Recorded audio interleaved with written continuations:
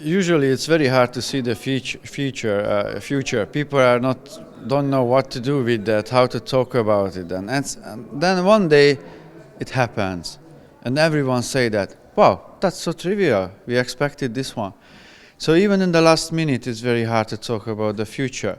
So that's like a virtual reality and 3D spaces. So what I think that the computers are changing, a very big changes we expect in ICT, information communication technology. So people will use 3D content in the computer. Many people say that it's just giving one dimension to the computer we have today. What I say that, no, it's a completely different we will face tomorrow or the day after tomorrow. All information, all gaming, or lecturing, or studying, all kind of social meeting in the computer space will be changed very, very strongly.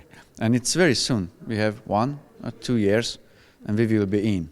One side is that it will be the same, very similar that we have today on mobile phones. We have App Store and marketplaces and business spaces. So that will be the same. So this virtual life also has the same kind of marketing possibilities. But it will much more increase. So you can buy and sell and share things anytime in any corners of the virtual life. You build up your business immediately.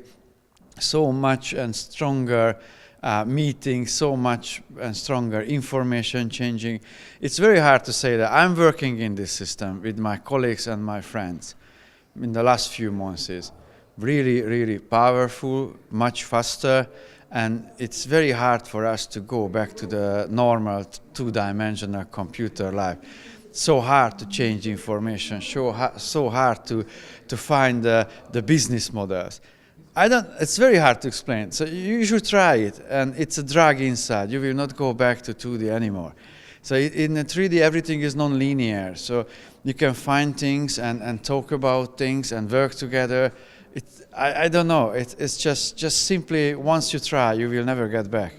This is just like from DOS to graphical operation system. You will not get that anymore.